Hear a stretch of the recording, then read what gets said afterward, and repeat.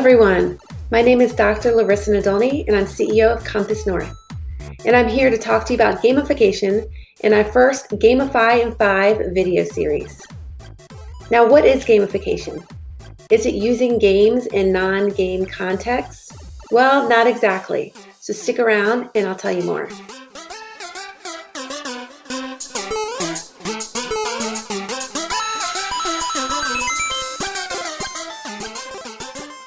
The term gamification has really exploded in the past 10 to 15 years.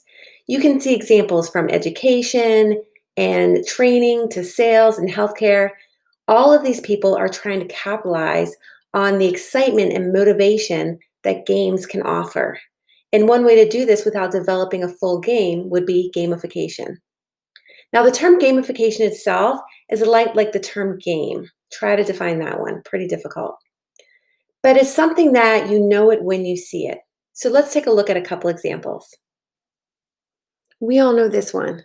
You get little loyalty reward cards at the grocery store, and you can earn points and extra rewards for doing what you normally do, which is shopping.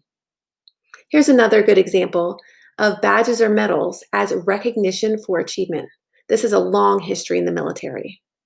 But there are some examples here that are a little bit harder to classify.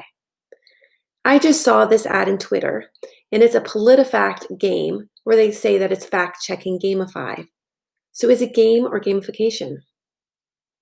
And how about fantasy football? Football itself is a game, and you can also play a game by being a team owner. So would that maybe being gamifying a game? So let's get back to that term non-game context. What does that really mean anyway? Well, the context would be the situation. And is it a game or not a game? Well, here's the sticky part.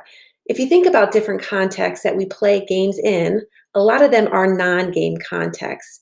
If you think about school, that's a non-game context, but they do play a lot of games in that environment. Or home or work, all of those things could be elements of game or gamification. So separating those two can be really difficult. The way I like to think about it is think about gamification more as how something is designed rather than the context it's placed in. When I talk to people about the types of work that I do, usually the first thing I say is how awesome my job is. But then after that, one of the first questions I always get is what's gamification? So at some point I have to define this thing. There's 2 ways that I do that. When I do research, I tend to use a more academic definition, and that is when game mechanics are used, but the foundational structure of the experience doesn't change. And that goes back to what we were just talking about. But an easier way to explain this, a more simple way, is to say how much of this experience is like a game.